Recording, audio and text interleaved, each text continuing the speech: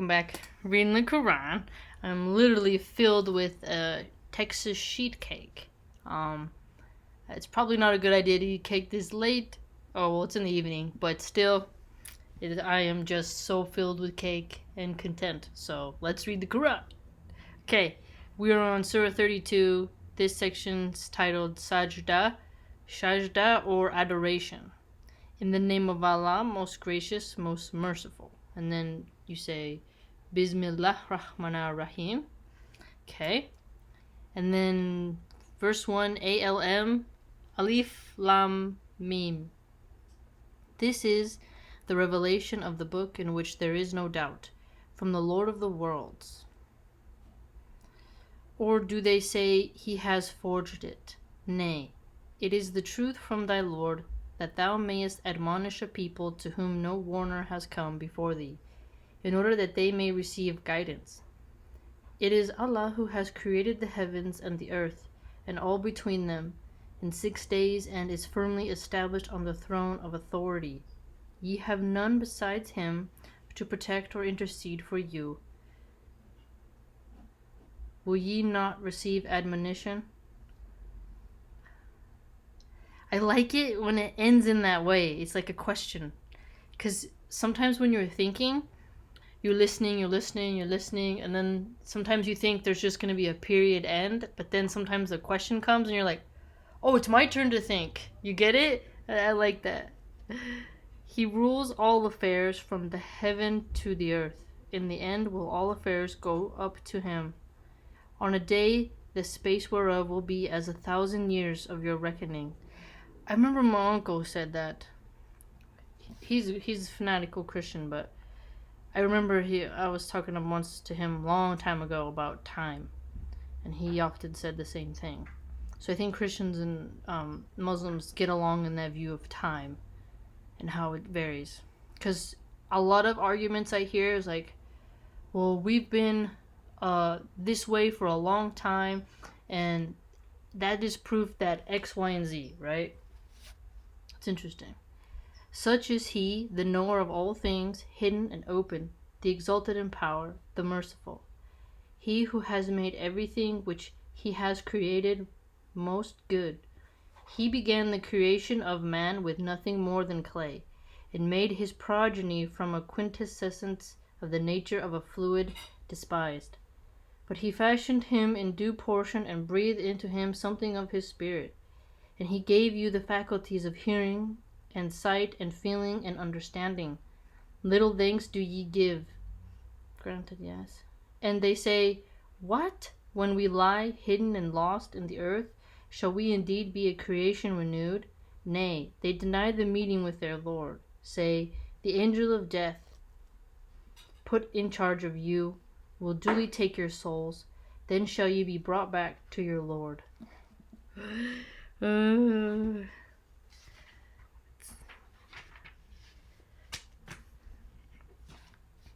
If only thou couldst see when the guilty ones will bend low their heads before their Lord, saying, Our Lord, we have seen and we have heard. Now then send us back to the world. We will work righteousness, for we do indeed now believe. If we had so willed, we could certainly have brought every soul its true guidance. But the word from me will come true. I will fill hell with jinns and men altogether. So I still just get so freaked out at the concept of gyms. Freaked out in like a good way. Afraid yet intrigued, like, whoa. It's just so interesting. And it's like saying, like, no, they're going to be with you down there. Okay, so if I'm on Earth, right, and I'm afraid of them now, and I never seen one, I never heard one that I know of, and I don't want to. So imagine being in the underworld, right, and being put in a pile with them next to them. I'd be freaking out. I'd be like, what is going on? Oh, it's scary. Oh, it's fantastically scary. Taste ye then, for ye forgot the meeting of this day of yours, and we too will forget you. Taste ye the penalty of eternity for your evil deeds. I like that. It's tit for tat. Only those believe in our signs who, when they are recited to them, fall down in adoration and celebrate the praises of their Lord. Nor are they ever puffed up with pride. That's deep. Their limbs do forsake their beds of sleep, the while they call on their Lord in fear and hope, and they spend in charity out of the sustenance which we bestowed on them. Their limbs do forsake their beds of sleep, the while they call on their Lord in fear and hope, and they spend in charity out of the sustenance which we have bestowed on them. Now no person knows what the lights of the eye are kept hidden in reserve for them, as a reward for their good deeds. Is then the man who believes no better than the man who is rebellious and wicked? Not equal are they.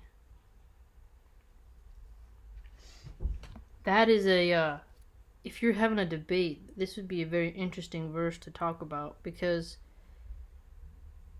of equality, right? How the believing is better than the rejecter. This is a very interesting question to pose, to have with someone. For those who believe and do righteous deeds are guarded as hospitable homes for their good deeds.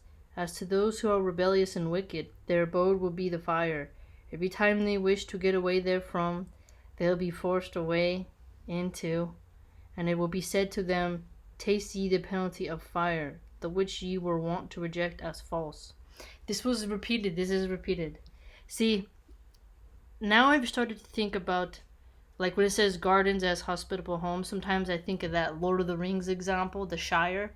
What was really cool about how the author Tolkien did his representation was like from Mordor to the Shire, right? Mordor was like this scary, crazy place, right?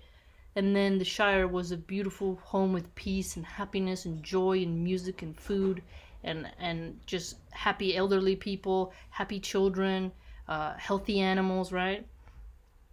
And so the Quran, Tolkien was a Catholic and he was a soldier, but without a doubt, he was an educated man, a well-read man. No doubt he would agree with the this Quranic version, right? Of the contrasting, when you say the verse, when you have a line, you contrast the good and the bad, the divine and the not divine, the comfortable and the uncomfortable, right?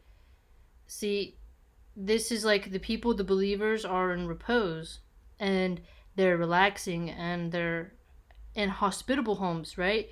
Peace, you're not being forced out. You can do what you want. But look, it's then contrasted with the penalty of the fire and how you're being forced in there.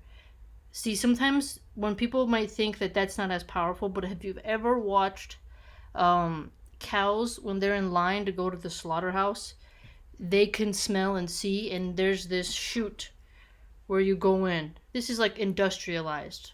A farmer can do it more like get it done. But industrialized, there's this tunnel, right? And the cow can't turn. He can't run away. But there's some cows that they're walking and they're trying, and you can see how they're trying to turn around, but they can't. They're literally being forced forward. And then the other cow behind them is pushing them forward, and there's someone with an electric prod prodding them, right? They're going into the end, right? And they go into a chute, and there's machines now that just go like, right, to get it done. But this is a very interesting way to think of it. Just the whole Shire, the slaughterhouse. When we think of the penalty of the fire, sometimes we make it in our minds too cartoonish, I think. We start to think like, oh, we're going to be standing around in a pit and just be pushed in, and our pain will be quick because you watch something burn, or and you think, oh, it's going to be easy. But I think sometimes if you just look at different examples in life from different cultures, and because we won't know, right? But you can have a conceptual idea that will help you to regulate your behavior depending on your context, right? So it's very deep, this verse 20. I really like it. What do you think, family?